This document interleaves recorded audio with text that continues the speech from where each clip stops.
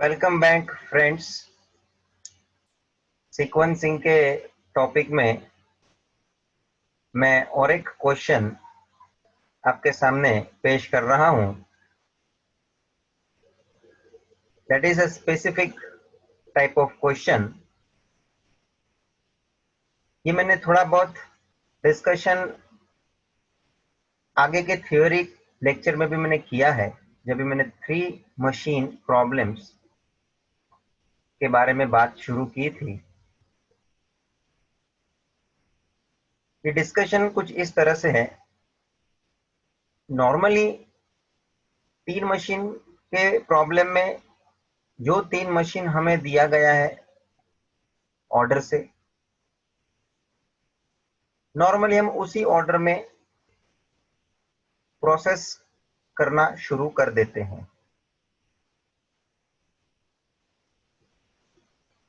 लेकिन कुछ क्वेश्चन में उन लोग इस मशीन का प्रोसेस करने का ऑर्डर स्पेसिफाई करते हैं। फॉर एग्जांपल देखिए स्टूडेंट, आपके सामने ये क्वेश्चन जो है, 5 jobs are to be processed on 3 machines X, Y, Z। तो नीचे आप टेबल भी देख लो, आपको X, Y, Z ऐसे 3 machine order X, Y, Z के हिसाब से प्रेजेंट किया हुआ है। बट आगे लिखा है in the order Y, X, Z, which is very much important. Student, information पढ़ना जरूरी है, अदरवाइज ये पढ़े बिना डायरेक्टली आप शुरू कर दोगे, जिस ऑर्डर में क्वेश्चन दिया है उसी ऑर्डर से आप प्रोसेस करना शुरू कर दोगे, वो नहीं चलेगा। सॉल्व तो आप पूरा कर लोगे, लेकिन पूरा गलत, क्योंकि आपको जो ऑर्डर मांगा है that is y x z। y x z मतलब पहला मशीन आपका y प्रोसेस में शुरू होगा, उसके बाद दूसरा x का प्रोसेस होगा, और उसके बाद तीसरे मशीन z को हम लेंगे। क्वेश्चन में दिया गया है एक्स वाई जेड, अल्फाबेटिकली भी हमको जल्दी से हम बोलने में हम एक्स वाई जेड बोल देते हैं। तो ये जो ऑर्डर आप लेके चालू कर देंगे सोल्यूशन आपका, तो पूरा गलत हो जाएगा।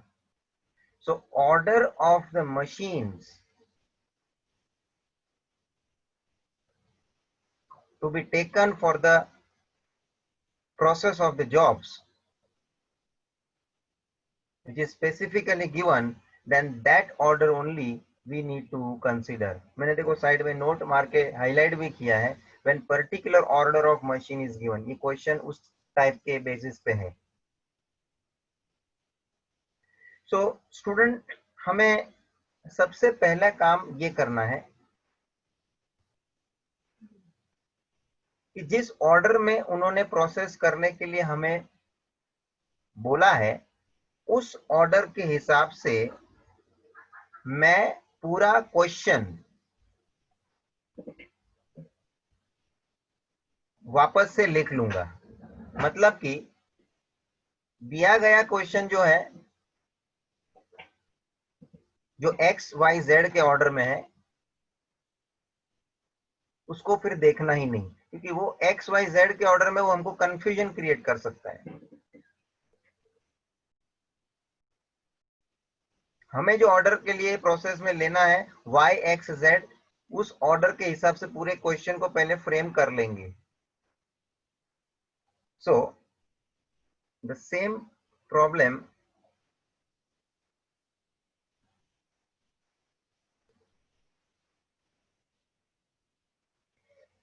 इन द सॉल्यूशन, क्योंकि जब भी हमारे सामने पूरा टेबल हो क्वेश्चन का, तो वो y x z के ऑर्डर में हो, तो हम आगे का पूरा जो प्रोसीजर है वो प्रॉपरली कर पाएंगे।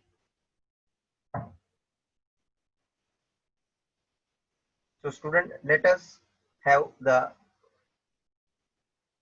new table as per our required order of the machine, that is Y, X, Z. So since jobs are to be processed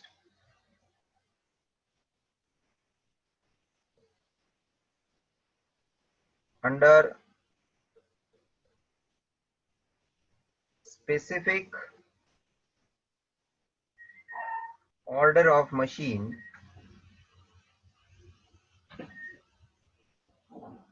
that is Y, X, Z,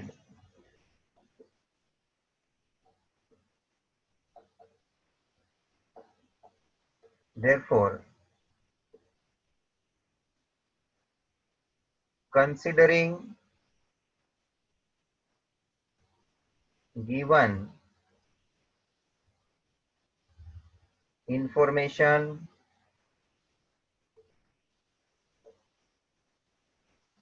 as per required order, that is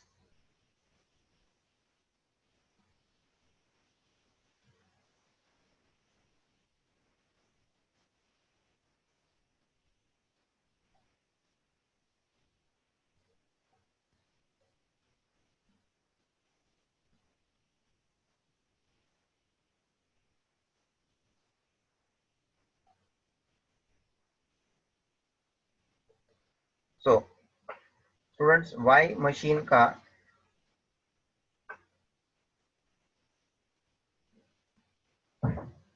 पूरा information हम पहले लिखेंगे।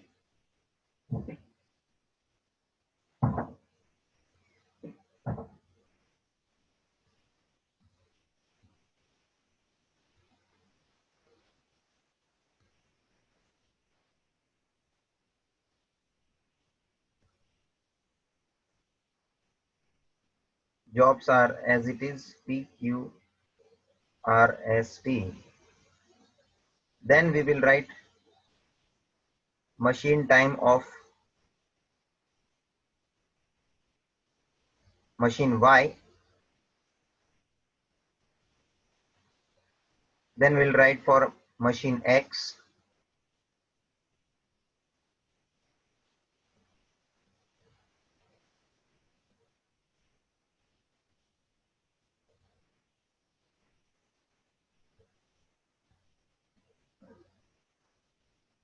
And then Z.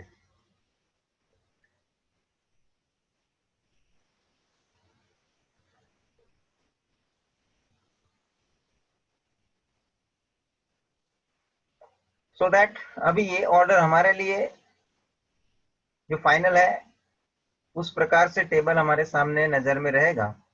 तो क्या जो order के हिसाब से हमको देखना पड़ता है वो आसान हो जाए। Now this is 3 machine problem. We have to convert into 2 machine problem. So next procedure मेरा जो आएगा converting 3 machine problem into 2 machine problem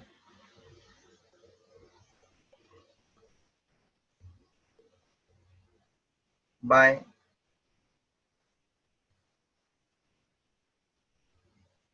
satisfying following conditions.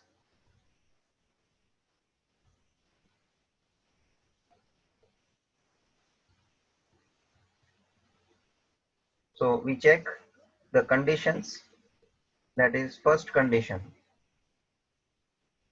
First condition क्या है? फर्स्ट कंडीशन तो क्या minimum time of first machine, minimum time of first machine.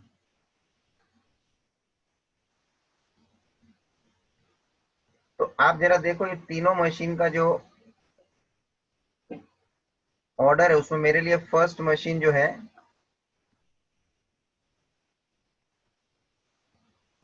वो machine Y है, second machine जो है वो मेरे लिए मशीन X है, और थर्ड मशीन जो है मेरे लिए वो मशीन Z है।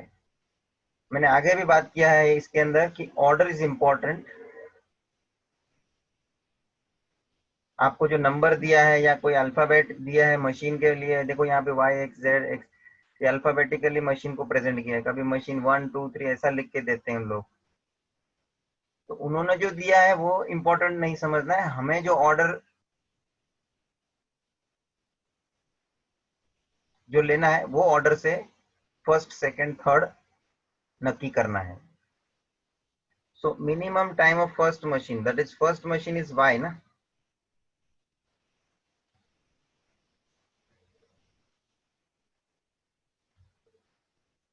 हमारे क्वेश्चन में अभी फर्स्ट मशीन कौन सा है, तो कि machine Y should be greater than or equal to maximum time of second machine, that second machine is machine X, second machine is machine X। अब जरा देखो तो मिनिमम टाइम मशीन Y के अंदर कौन सा मिल रहा है मुझे, that is 4 hours। Greater than और equal to maximum time of machine X, machine X में मैक्सिमम टाइम कौन सा है, that is 6 hours। so is it true 4 is greater than or equal to 6?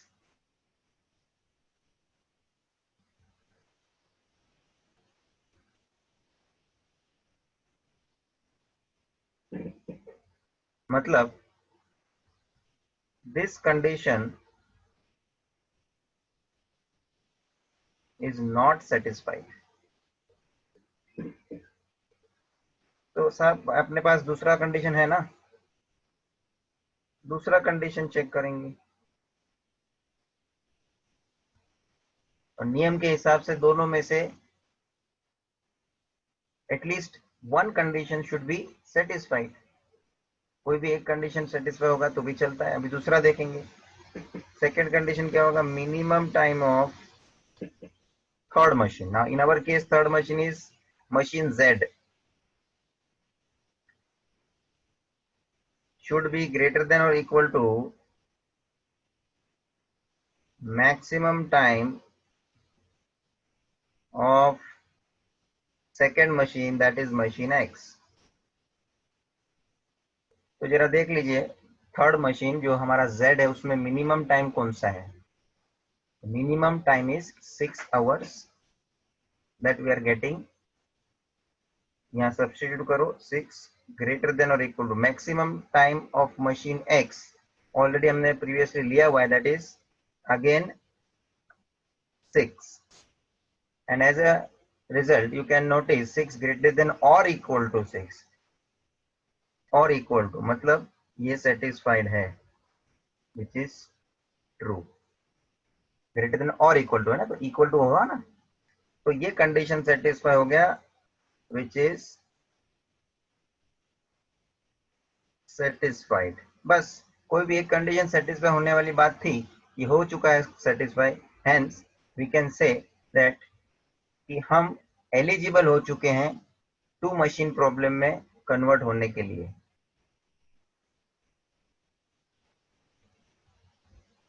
अब जो ये दो मशीन में हम कन्वर्ट करेंगे उसका हम अजम्पशन लेते हैं, एक G और एक H, that are the fictitious machines. Now converting into two machine problem by taking machine G and machine H as a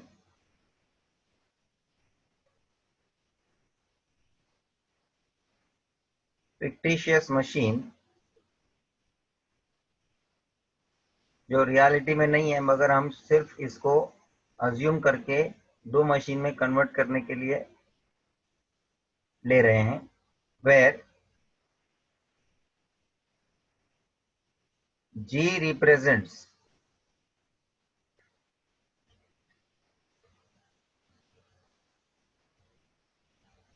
पहले दो मशीन को आप ऐड करके लेंगे, वो आपका टाइम ऐड करके लेंगे आप, जो वो आपके जी मशीन के सामने आपको लिखना है। मतलब Y machine plus X machine, पहले दो कौन है, वाई और एक्स, उसको आपको ऐड करना है। So machine Y plus machine x,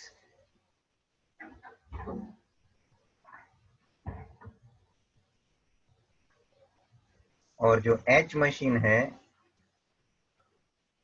उसको आप कंसिडर करोगे एक्स मशीन का टाइम सेकेंड मशीन है जो, और थर्ड मशीन का टाइम जो जेड मशीन है उसके टाइम को आप ऐड करेंगे। So machine Z X plus machine Z.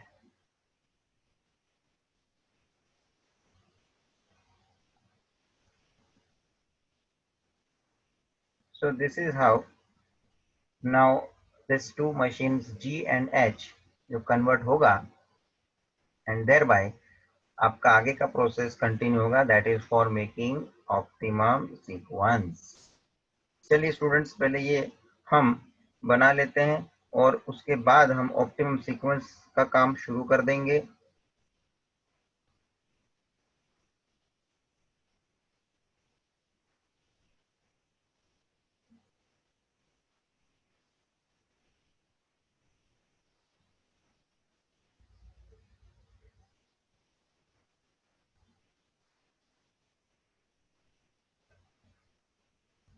चलिए पहले दो मशीन को आपको ऐड करते जाना है टाइम को उसके, तो कि 4 + 5 this is 9,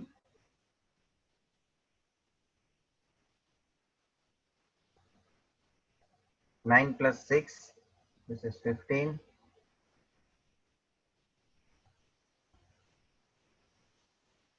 8 + 2 which is 10,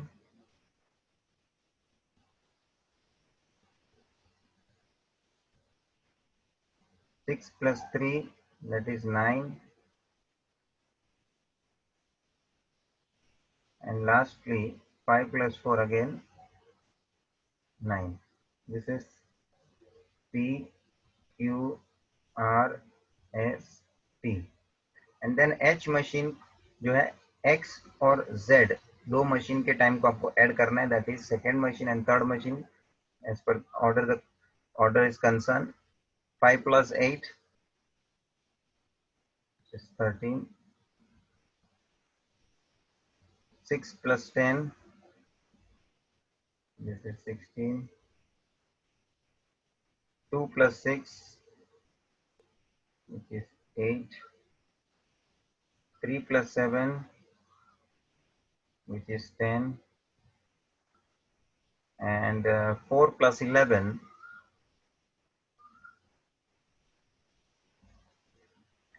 which is 15. So this is what conversion into two machine problem. Now student, let us make a optimum sequence. So preparing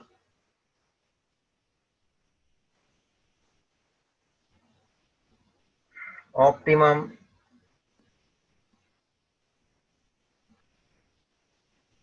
sequence, preparing optimum sequence.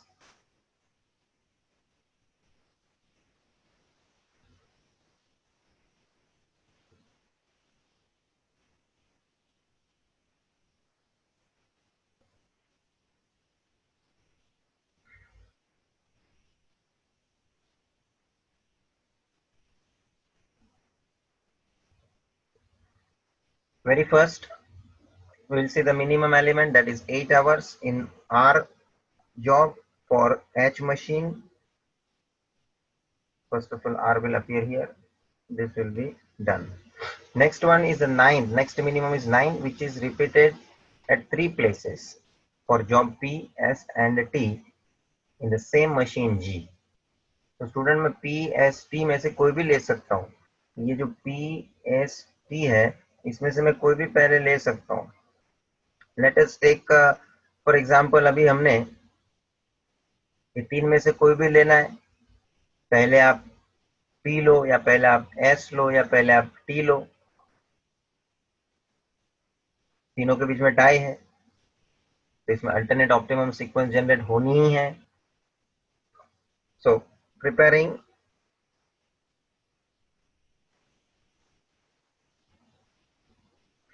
Optimum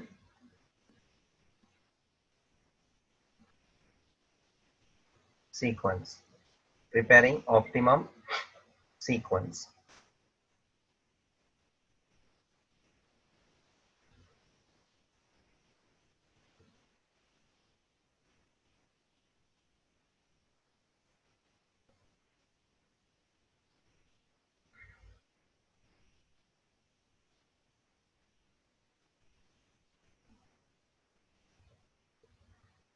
Very first, we will see the minimum element, that is 8 hours in R job for H machine. First of all, R will appear here. This will be done. Next one is the 9. Next minimum is 9, which is repeated at 3 places for job P, S and T in the same machine G. तो student मैं P, S, T में से कोई भी ले सकता हूँ।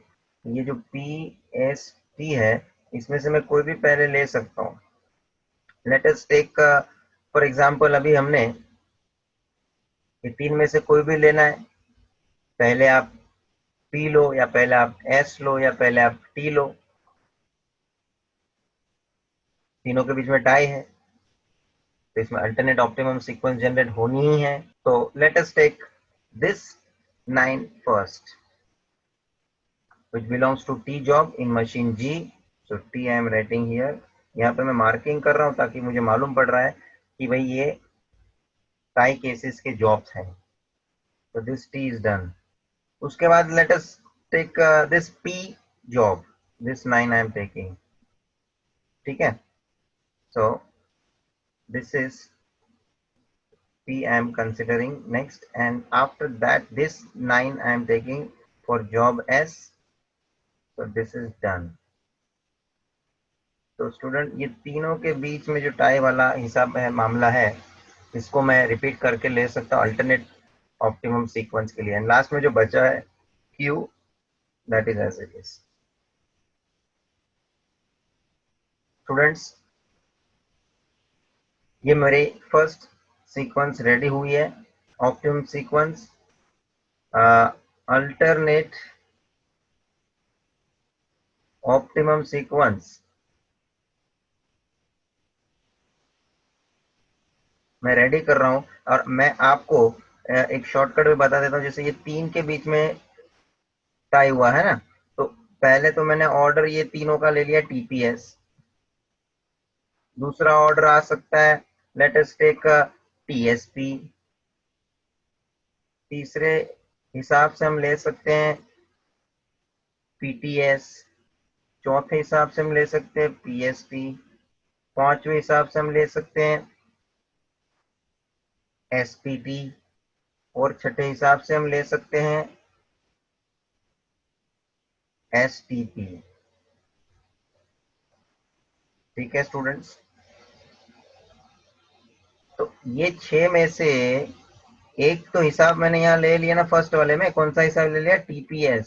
ये रहा ना first one, TPS।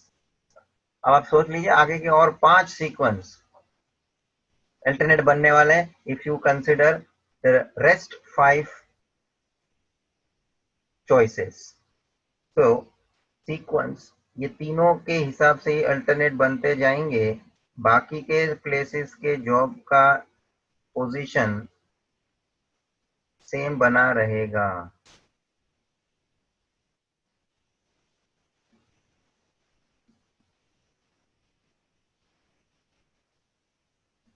Five more sequence I am preparing one already I have prepared.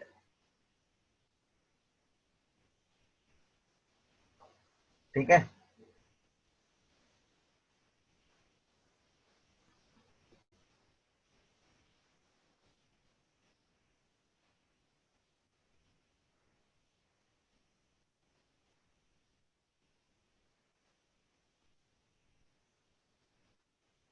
चलिए पहले 3 पोजीशन में ही ये हिसाब बैठाना है। तो कि भाई पहले आप लिखते जाइए, यहाँ से देखो मैं ऑर्डर देखते जा रहा हूँ। अभी मेरे को लेना है TSP, उसके बाद मुझे लेना है PTS,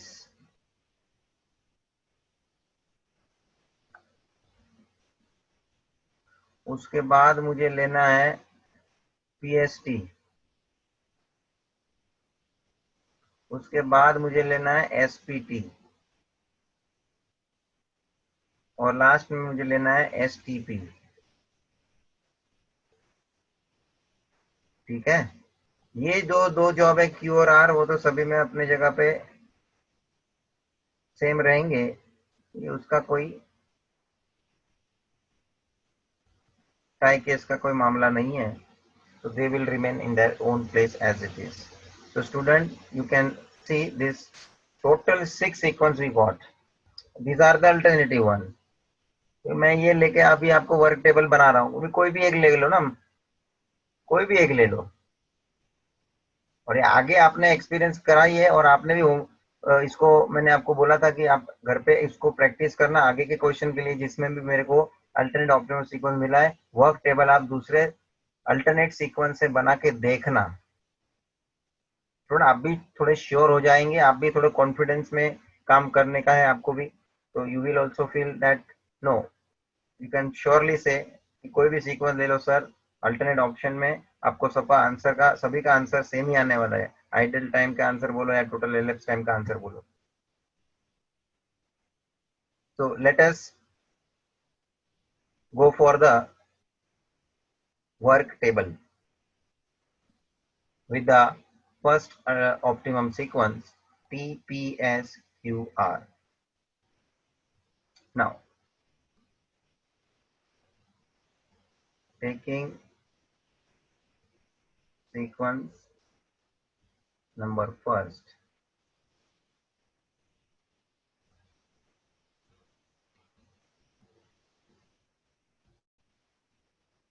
this is my sequence number first, that is TPSQR.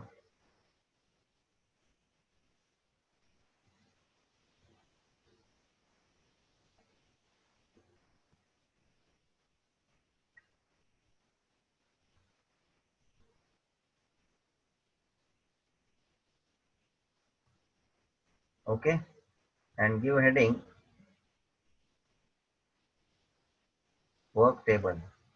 अच्छा, अपने प्रोसेस करने का ऑर्डर क्या था, देखो मैंने उसी हिसाब से क्वेश्चन भी तो फ्रेम करके रखा हुआ है ना। तो अभी ये आप क्वेश्चन में जो दिया है ये टेबल,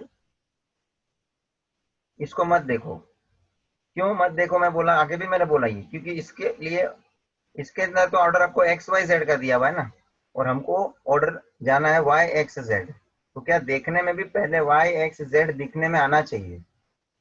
तो क्या वो आपका कैलकुलेशन वर्क टेबल का जो बनेगा उसमें भी तुमको कोई दिक्कत नहीं होगी। You will see the order as per the requirement. चलिए, so here is the table in front of your screen. आपको जरूरत नहीं, आपने आगे ऑलरेडी उसको कन्वर्ट करके बना के रखा है, it is a part of your solution, so it is there with you. And now I am beginning with the work table, give heading etc. यहाँ पे फर्स्ट कॉलम है jobs, then first machine Y we have to take, then machine X, then machine Z,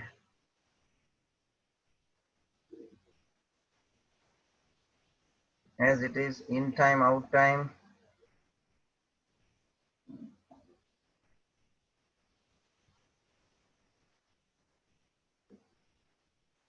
in time out time, चलिए order क्या है, तो इस sequence में देखो ऑर्डर क्या नक्की किया हमने, TPSQR,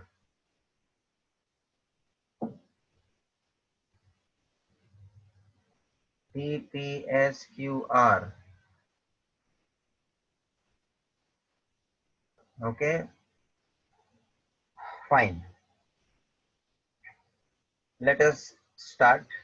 First T job, it should be started with 0. Always, you know, the starting time is 0.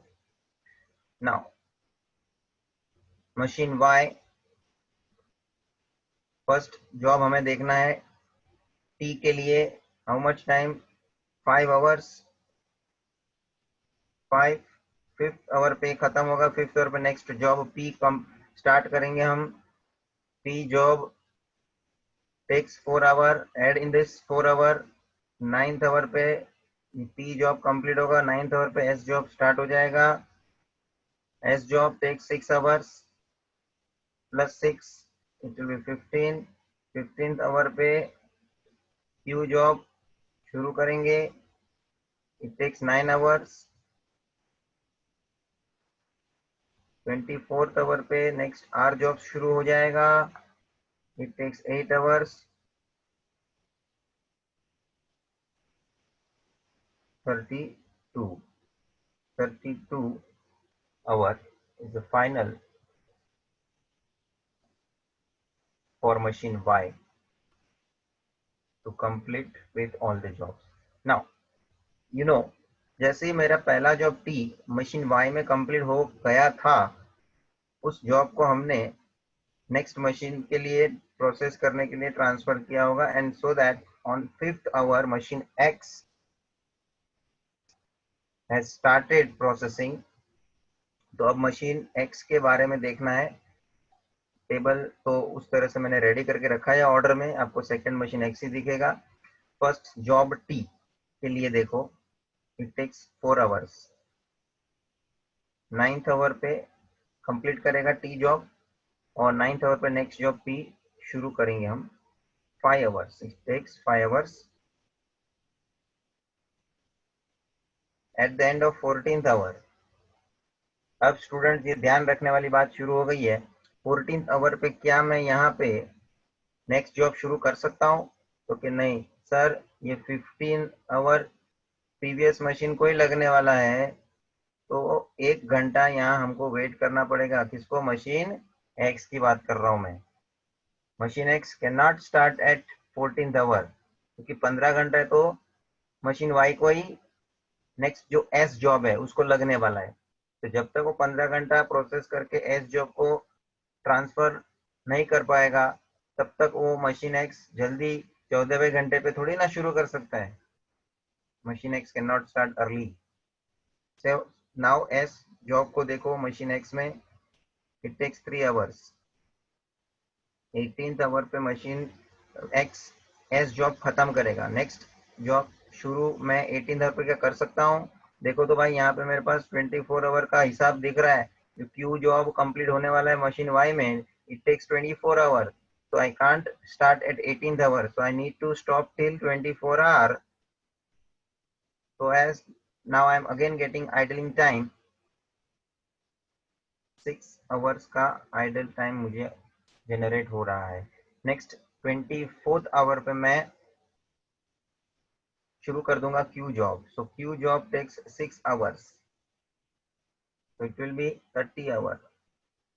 30th hour पे क्यू जॉब खत्म होगा, एंड 30th आवर पे नेक्स्ट जॉब क्या मैं शुरू कर सकता हूँ? Again I can't start, because 32 hours ही आर जॉब को लग जाने वाले हैं, so I need to consider 32 here, and hence 2 hours idle time again I am generating. Then the last R job, machine X, takes 2 hours, so finally it completes at 34 hours. Okay, so I am highlighting some elements.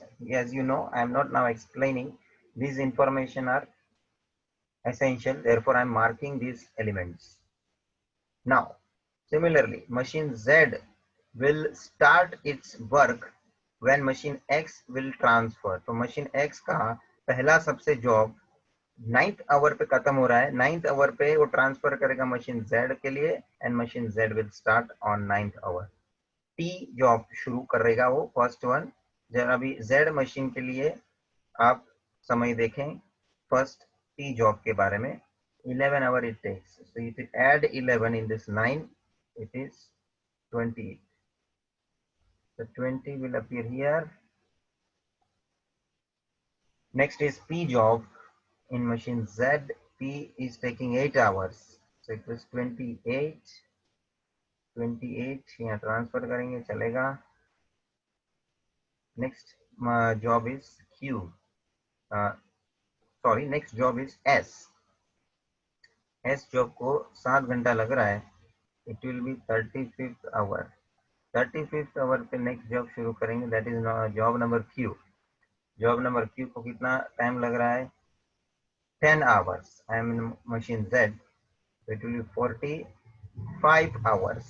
45th hour पे Q job खत्म होगा and 45th hour पे next R job शुरू होगा and R job takes 6 hours. That will be the finally 51 hours. As a result students 51st hour पे मेरा सभी job का काम खत्म हो जाएगा with the help of all 3 machines and that too in the order what they have prescribed, that is Y X Z. Student ये specially मैंने ये क्वेश्चन लिया है, आप ध्यान रख लेना. गवर्नमेंट टेक्स्ट बुक में इस तरह के ऑर्डर चेंज करके लिए हैं ऐसे क्वेश्चन दिए ही नहीं है. जब मैंने टाइटल मारा है ना इस पे ऊपर स्पेसिफिक ऑर्डर, पर्टिकुलर ऑर्डर, इस टाइप का क्वेश्चन ही नहीं दिया गवर्नमेंट ने टेक्स्ट बुक में.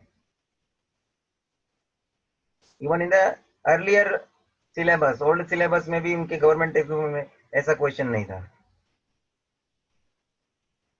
माइंड वेल, क्वेश्चन इस तरह का बोर्ड में पूछा है लेकिन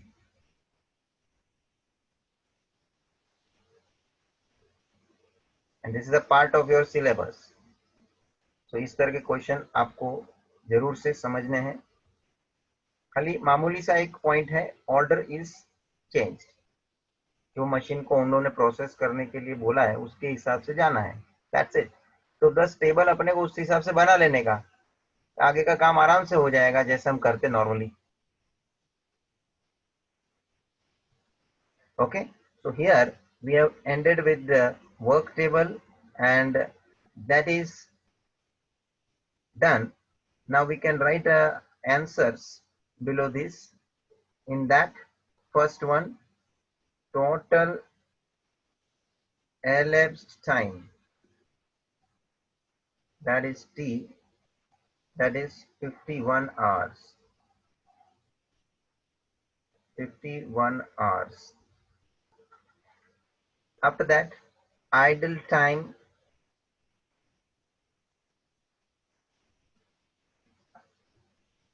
ऑफ. चलिए हमारे लिए पहला मशीन कौन सा है? तो मशीन Y.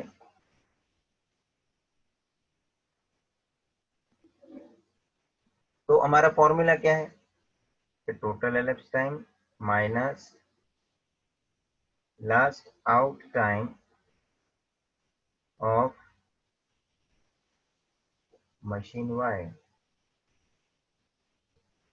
चलिए जरा टेबल में आइए. मशीन Y का लास्ट आउट टाइम कौन सा है भाई? 32 आवर्स है. 32 आवर्स को माइनस करो, total elapsed time 51 minus 32, that comes to 19 hours. Third answer, idle time of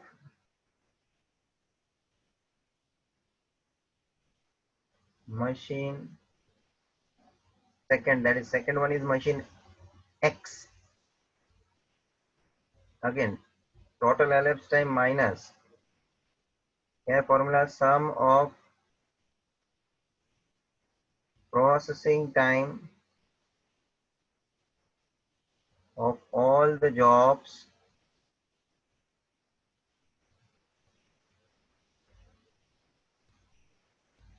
in machine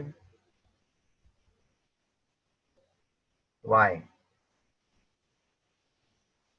चलिए टोटल elapsed टाइम तो 51 है, जरा मशीन Y का, sorry machine, we are in machine X, तो this will be machine X के लिए बात कर रहे हैं ना। तो total processing time machine X का देखो तो क्या है, जरा टोटल मार लीजिए X का पूरे जॉब के प्रोसेसिंग टाइम का total 20 hours, so that if you deduct,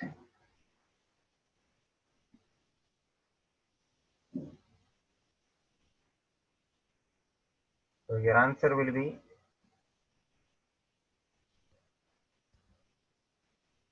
31 hours.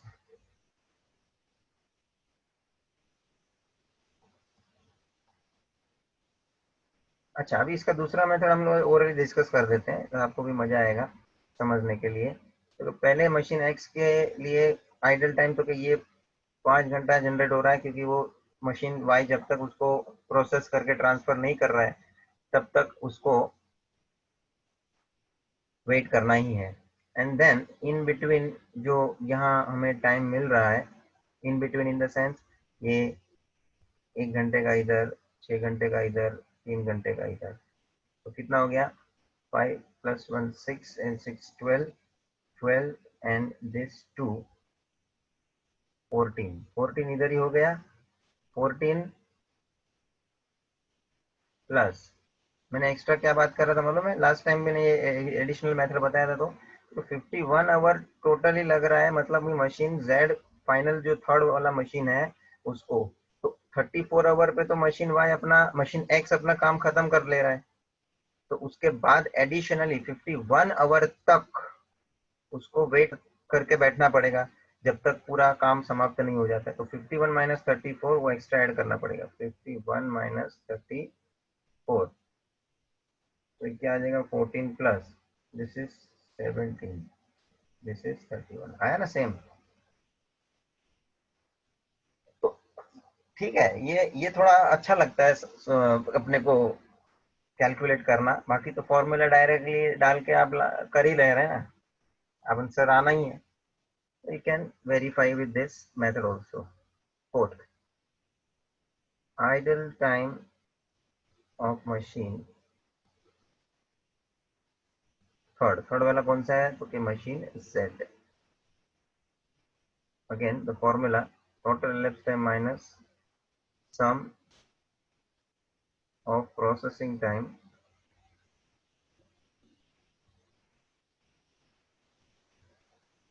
of all the jobs of machine Z। Total elapsed time is 51 minus, जरा था ये Z मशीन का टोटल ये टाइम देखिए, is it 42, check it,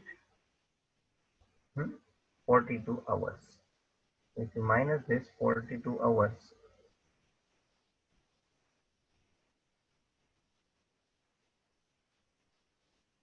9 hours of idling time for machine Z। Let us go in the alternate method। तो कि जरा देखो टेबल में आ जाइए, मशीन X जब भी मशीन Z को वर्क पास ऑन करेगा, स्टार्टिंग जॉब देगा, तो 9 घंटा उसको वेट पहले ही Z मशीन को करना पड़ रहा है, देख लो 9 आवर्स। और बीच में तो कोई आइडल टाइम था ही नहीं, तो मैंने एरो मार्क करके दिखाया होता, बीच में कोई नहीं है, बीच में कोई नहीं है, and that's it, that is the 9 hours. Second method का हिसाब है भाई, है ना, ये भी पूरा हिसाब मैंने जनरेट किया, because this is what second method. So student, this question is done। Work table का प्रोसेस तो आपके लिए अभी बहुत ही सिमिलर हो जा रहा है। जस्ट इसमें जो समझने वाली बात थी इस क्वेश्चन में, that this order, particular order what they have asked, in that order only you have to process your job. So moving to the next part, because we have finished this particular question, and as you can say, even we have finished this topic also, because all types of questions in this sequencing we have covered. Now let me come to the next part, and that is the theoretical part, assumptions of sequencing. Student sequencing problem जो हमने पूरा देखा, अलग अलग उसके types के questions जो देखें, 2 machine problem, 3 machine problem, and in 3 machine problem just right now we solved 3 machine problem based on particular order. Students कोई भी क्वेश्चन की बात करो, ओवरऑल सीक्वेंसिंग टॉपिक कुछ एस्पेक्ट्स पे डिपेंड करता है, कुछ अजम्पशंस पे डिपेंड करता है, और हमने ये पहले इसलिए भी नहीं लिया क्योंकि स्टूडेंट आप जब क्वेश्चन कर रहे थे तो आपको एक एक पॉइंट्स, उसके जो मुद्दे हैं वो समझ में आ रहे थे, तो इसलिए प्रैक्टिकल अप्रोच हमने पहले देख लिया, and now on the basis of that practical approach you can properly understand the assumption what we have applied. Student, very first one, no machine can work more than one job at a time. Student क्या meaning है इसका? आपने question देखा, इतने सारे question किए, आप जब वर्क टेबल बना रहे हैं तो जो स्टार्टिंग का जॉब होगा, जो सीक्वेंस के हिसाब से हम जॉब को परफॉर्म करेंगे, एक एक जॉब परफॉर्म हो रहा है वह एक एक मशीन में हो रहा है, एट ए टाइम एक एक मशीन में होते जा रहा है। मतलब एक जॉब को एट ए टाइम एक ही मशीन में प्रोसेस होने मिलता है, और हम मशीन के प्रोस्पेक्ट में बोलें तो हर मशीन एट ए टाइम एक ही जॉब को प्रोसेस में लेता है। कोई भी मशीन एक साथ 2 या 2 से ज्यादा जॉब परफॉर्म करने के लिए नहीं ले सकता है। This is what assumption.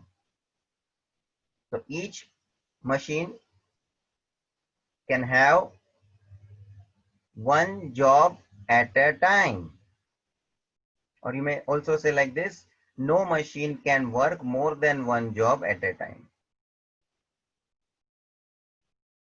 So this was the first assumption. Second one, all machines are of different types. Students, machine A, machine B, machine C, machine M1, machine M2, etc. जो भी हमको क्वेश्चन में machine दिया रहता है उसका खुद का अपना एक पर्टिकुलर जॉब परफॉर्म करने का कैरेक्टरिस्टिक है। जैसे हमने वो स्टार्टिंग में देखा ना कि भाई बुक बनाने के लिए हम लोगों को एक तो प्रिंटिंग मशीन का इस्तेमाल करना पड़ रहा है और उसके बाद बाइंडिंग मशीन का इस्तेमाल करना है। सो printer, that is the printing machine, उसका परफॉर्मेंस, उसका जो जॉब कंप्लीट करने का जो क्राइटेरिया है वो उसी मशीन से होना है। मतलब उस मशीन से आप उसी प्रकार का काम ले सकते हो जिसके लिए वो बना है। तो all machines are of different type. Printing machine printing का काम करेगा, बाइंडिंग मशीन बाइंडिंग का काम करेगा, etcetera etcetera. assumption number third, each job once started on a machine is to be continued till its completion on it. Student आप देख लेना, हमने टेबल वर्क टेबल वगैरह देखा, देखो ना हर एक वर्क टेबल की बात करो, मैं ये कॉमन बात है, ये अजम्पशंस आर कॉमन, ये सभी क्वेश्चन में आपको देखने मिलने वाला है। क्या करते हैं हम, ये कोई भी जॉब कंप्लीट होगा फिर ही हम दूसरे जॉब को उसमें एंटर करते हैं। तो each job once started on a machine is to be continued till its completion on it. तो जब तक वो खत्म नहीं होगा वो जॉब, तब तक उस जॉब को वहां से गाय करके हमको हटाना नहीं है, या दूसरा जॉब को एंटर करने ही देना है।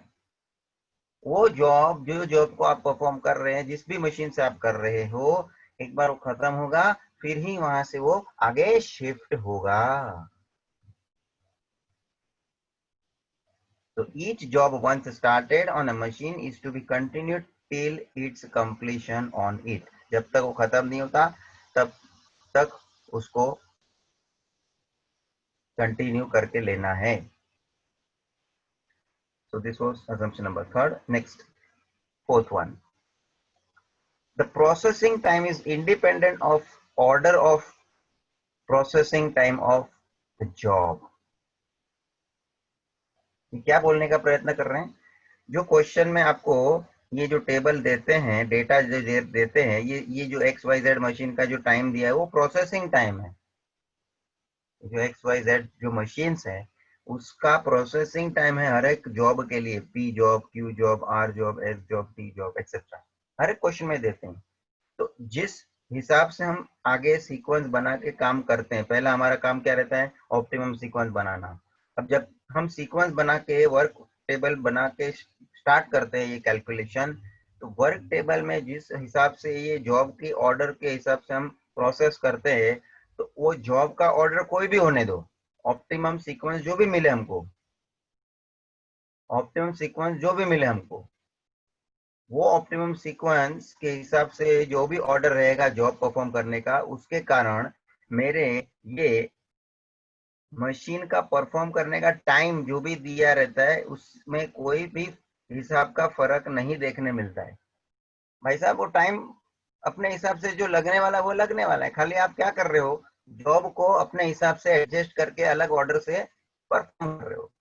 तो जॉब पहले करे या लास्ट में करे या बीच में करे, वो ऑर्डर के कारण उसके लगने वाले टाइम का को कोई असर करने वाला नहीं है। वो टाइम तो जो लगने वाला है वही लगने वाला है ना भाई।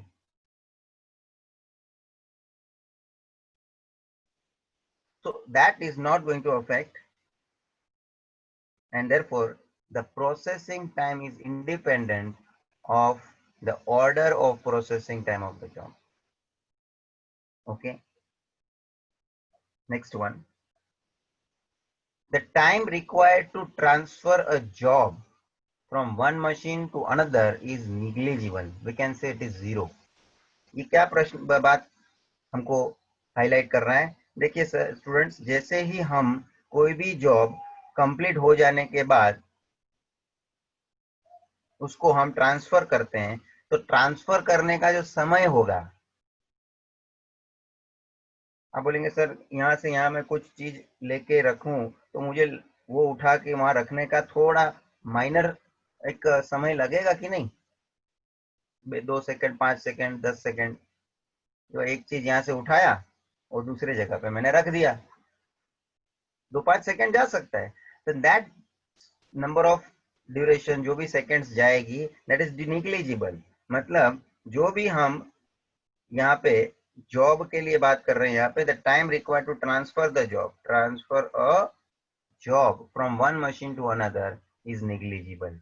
तो स्टूडेंट्स, जब हमारा मशीन चेंज होता है, जैसे ये मशीन वाई में से मशीन एक्स में जब जॉब मेरे को ट्रांसफर करना पड़ा, ये देखो मेरे को यहाँ पे जैसे 5 आवर पे खत्म हुआ तो ये नेक्स्ट उसमें ट्रांसफर हुआ, तो ये ट्रांसफर करने का है, मतलब ऐसा नहीं कि 5वें घंटे पे खत्म और 5वें घंटे पे शुरू हो गया, थोड़ा गेस्टेशन पीरियड इसको हम बोलते हैं, बफरिंग टाइम, वो बीच में लगेगा, बट वो बफरिंग टाइम और वो जो हमारा बीच में जो समय लगने वाला है, that we are going to consider as zero, negligible, minute, this is not going to affect, therefore this assumption is there. Next and the last one, all the jobs are completely known and are ready for processing before the period under consideration begins. Student, कोई भी ऐसा job आपको देखने नहीं मिलेगा कि जिसका समय या जिसका हमको टाइम जो है वो पहले से पता नहीं है। जैसे हम वर्क टेबल वगैरह बना रहे हैं या सीक्वेंस, ऑप्टिमम सीक्वेंस बना रहे हैं, ये देख लो आप, जो भी हम ऑप्टिमम सीक्वेंस बनाना शुरू कर रहे हैं, तो ये जो टेबल हमारे पास अवेलेबल है, उसके अंदर जो ये हर एक जॉब के लिए जो टाइम लगने वाला है मेरे को हर एक मशीन में, वो सब इंफॉर्मेशन मेरे पास पहले से रेडी होना है, तो ही मैं सीक्वेंस बना सकता हूँ, तो ही मैं वर्क टेबल बना सकता हूँ.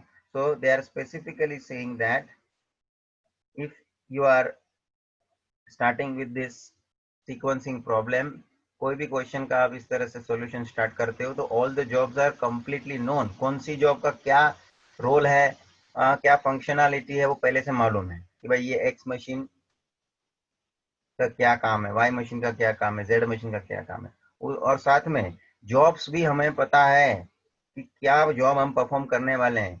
ऐसा नहीं लास्ट मोमेंट पे मालूम ही नहीं पड़ रहा है कि ये जॉब किस तरह से क्या है, कैसे करना था, ये अननोन वाली बात नहीं रहनी चाहिए लास्ट मोमेंट पे. तो the jobs are completely known and are ready for processing. बस क्योंकि नेक्स्ट जॉब तुरंत हमको कंप्लीट करना है, तो वो स्टार्ट कर देंगे. जब भी पहले जॉब हो, दूसरी जॉब हो, तीसरी, तो वो लाइन वाइज आनी ही चाहिए, लाइन से वो काम होते ही रहना चाहिए, अटकना नहीं चाहिए. So they are ready for processing before the period under consideration begins. तो ये अजम्पशंस के अंदर हमने ये कुछ पॉइंट्स देखे जो आपको प्रॉपरली ध्यान में आते ही होंगे, क्योंकि ये सब मुद्दे कहाँ ना कहाँ हमने पूरे क्वेश्चन सॉल्व करने के समय, सीक्वेंसिंग प्रॉब्लम का पूरा प्रोसीजर करने के समय हमने उसको कंसीडर किया ही है. इसलिए प्रैक्टिकल अप्रोच से आपने वो काम कर लिया, इसलिए आपके दिमाग में ये सब अजम्पशंस के पॉइंट है ही. जैसे थियोरेटिकली आपको एक्सप्लेन करना था, ये पॉइंट्स आप लोग लिख लेना. These are the assumptions for sequencing problem, whether it is two machine problem or three machine problem. Students, with this we are ending this session.